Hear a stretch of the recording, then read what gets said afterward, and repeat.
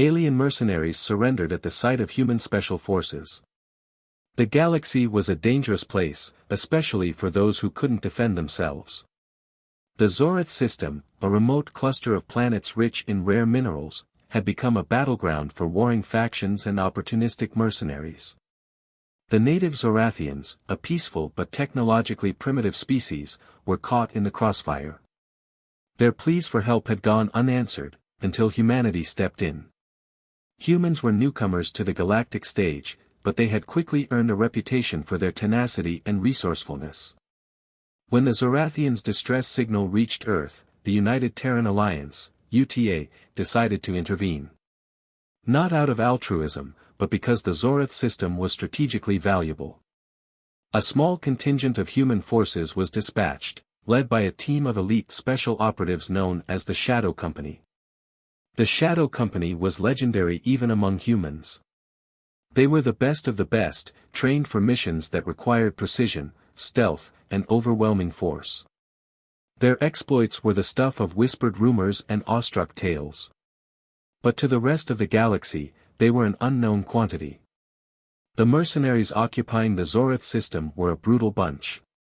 Known as the Void Reapers, they were a ragtag group of alien fighters from various species, united by their love of violence and profit. They had taken control of the Zorathians' capital city, using it as a base to strip the planet of its resources. The Zorathians, unable to fight back, were forced into labor camps. When the human fleet arrived in the system, the Void Reapers scoffed. They had faced militaries before, and they had always come out on top. The humans, with their small ships and seemingly outdated technology, didn't seem like a threat. The Shadow Company landed under the cover of darkness, their dropships slipping past the mercenaries' sensors with ease. The team, led by a grizzled veteran named Captain Drake, moved swiftly and silently through the dense jungle surrounding the capital city.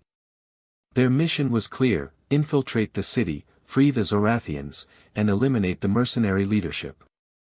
The first sign of trouble for the Void Reapers came when their patrols began to disappear. One by one, squads of heavily armed mercenaries vanished without a trace. No distress signals, no gunfire, just silence. The mercenary commander, a hulking reptilian named Gorax, grew uneasy. He ordered his forces to tighten security, but it was too late. The Shadow Company was already inside the city. Using advanced cloaking technology and guerrilla tactics, the human operatives struck with surgical precision. They sabotaged communication towers, disabled power grids, and took out key targets without alerting the rest of the mercenaries. By the time Gorax realized what was happening, it was already chaos. The Zorathians, emboldened by the humans' presence, began to resist. They sabotaged equipment, freed their fellow captives, and created distractions that allowed the Shadow Company to move freely. Gorax, furious and desperate, gathered his remaining forces for a final stand. He would crush these humans and make an example of them. But as he stepped out into the city square, he froze. Standing in the center of the square was Captain Drake, flanked by his team. They were outnumbered 100 to 1, but they showed no fear. Their armor was scarred and bloodied, but their eyes were cold and determined. Gorax sneered, raising his weapon. "You think you can take us all on? You're just one squad."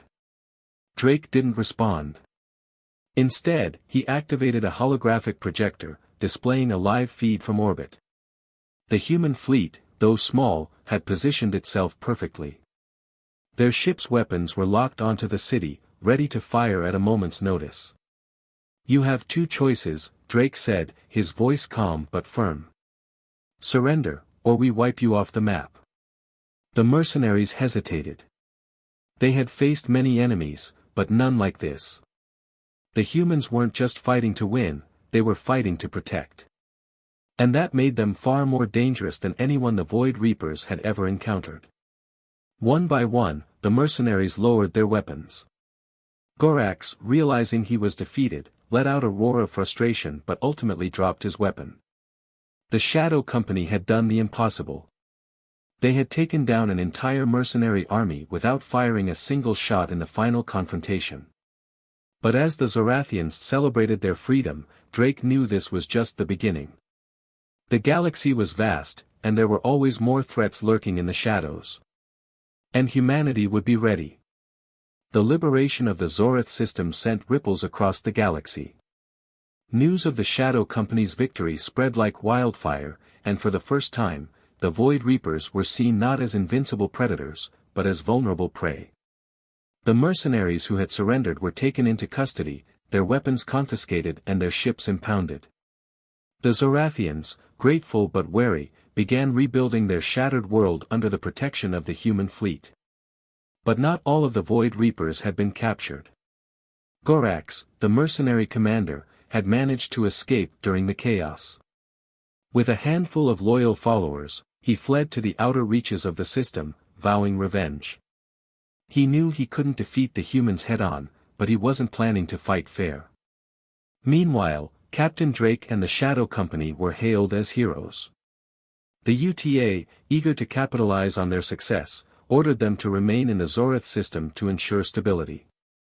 Drake, however, was uneasy. He had seen the look in Gorax's eyes during their confrontation, a look of pure, unrelenting hatred. He knew the fight wasn't over. His suspicions were confirmed when a distress signal came in from a nearby mining colony. The colony, which had been supplying the Zorathians with much-needed resources, had gone silent. Drake and his team were sent to investigate. What they found was a nightmare. The colony had been attacked, its infrastructure destroyed and its inhabitants slaughtered. The attackers had left no survivors, but they had left a message, a crude symbol carved into the walls, the mark of the Void Reapers. Drake clenched his fists as he surveyed the devastation. "This isn't just revenge," he muttered. "This is a declaration of war." Back on the human flagship, the Eclipse, Drake briefed his superiors on the situation. The UTA, reluctant to escalate the conflict, ordered him to proceed with caution. But Drake knew that caution wouldn't be enough. Gorax was out there, and he was planning something big. The Shadow Company began gathering intelligence, interrogating captured mercenaries and scouring the system for clues. They soon discovered that Gorax had been recruiting new allies, other mercenary groups, pirates, and even rogue elements from within the Zorathian population. He was building an army, and he was doing it fast. One of the captured mercenaries, a wiry alien named Krell, offered information in exchange for leniency. "Gorax is planning an attack on the Zorathian capital," he revealed. "He's got a new weapon, something he stole from a UTA research facility. He's going to use it to wipe out the city and take out your fleet in one strike." Drake's blood ran cold. "What kind of weapon?"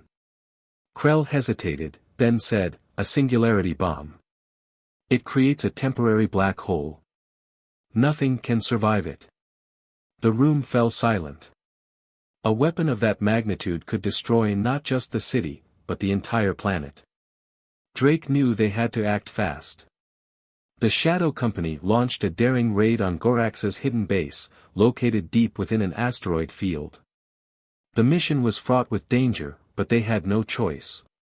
They had to stop Gorax before he could deploy the bomb.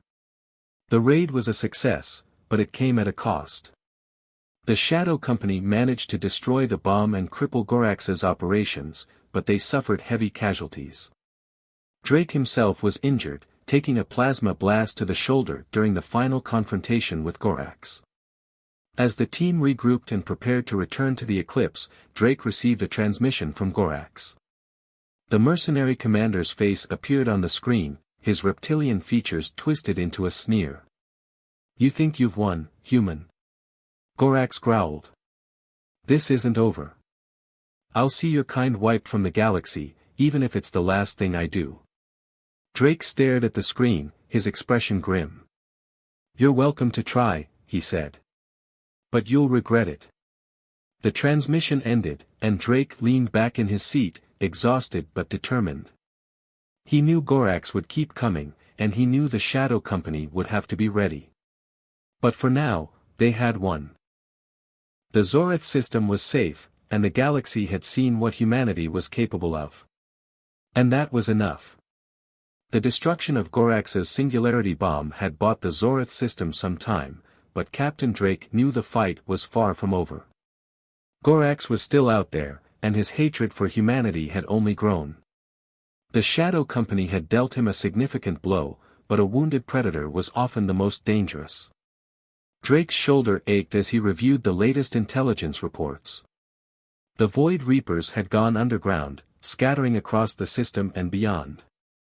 Gorax was no longer operating as a single, unified force. Instead, he had broken his remaining followers into smaller, more mobile cells. These cells were carrying out hit-and-run attacks on human and Zorathian outposts, striking quickly and disappearing before reinforcements could arrive. "He's trying to wear us down," Drake said during a briefing with his team. "He knows he can't beat us in a straight fight, so he's playing the long game. We need to adapt." The Shadow Company began shifting their tactics. Instead of waiting for Gorax to make his move, they took the fight to him. Using advanced tracking technology and intelligence gathered from captured mercenaries, they hunted down the Void Reaper cells one by one. Each victory was small, but together, they began to chip away at Gorax's network. Meanwhile, the Zorathians were stepping up their own efforts to defend their system. With the help of human engineers, they began building a planetary defense grid, a network of satellites and ground-based weapons designed to repel future attacks.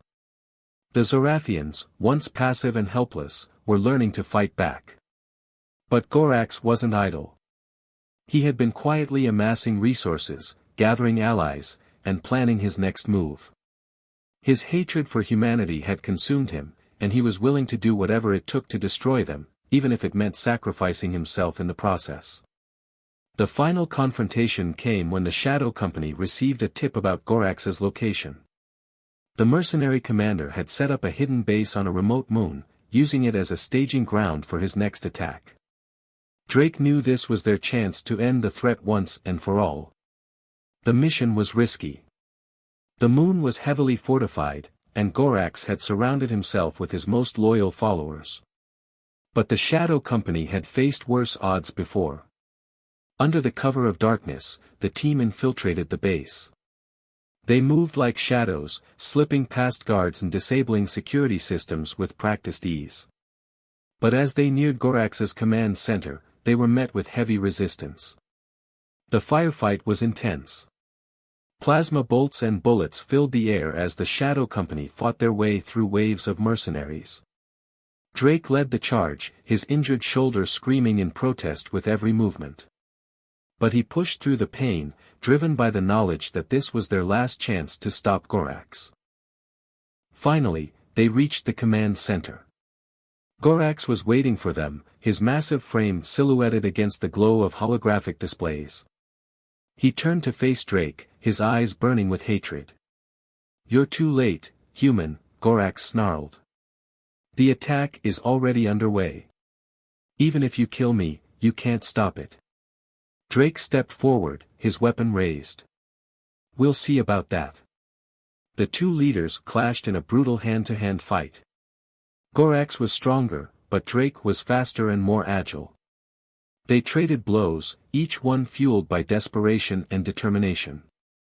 In the end, it was Drake's ingenuity that won the day. Using a concealed explosive charge, he created a diversion that gave him the opening he needed. With a final, well-placed strike, he brought Gorax to his knees. The mercenary commander glared up at Drake, blood dripping from his mouth. "You think this changes anything?" he spat. "There will always be more like me. You can't protect them forever." Drake looked down at Gorax, his expression grim. "Maybe not," he said. "But we'll keep fighting. That's what we do." With that, he activated his comms. "The base is secure. Gorax is down. Shut down the attack." The Shadow Company had done it. They had stopped Gorax and his followers, saving the Zorith system from destruction. But as Drake stood amidst the wreckage of the command center, he knew the fight was far from over. The galaxy was a dangerous place, and there would always be new threats. But humanity had proven that they could stand against even the deadliest enemies. And as long as there were people like the Shadow Company willing to fight, there was hope. As the team regrouped and prepared to return to the eclipse, Drake allowed himself a small smile. They had won this battle, and they would win the next one too. Because that's what humans did.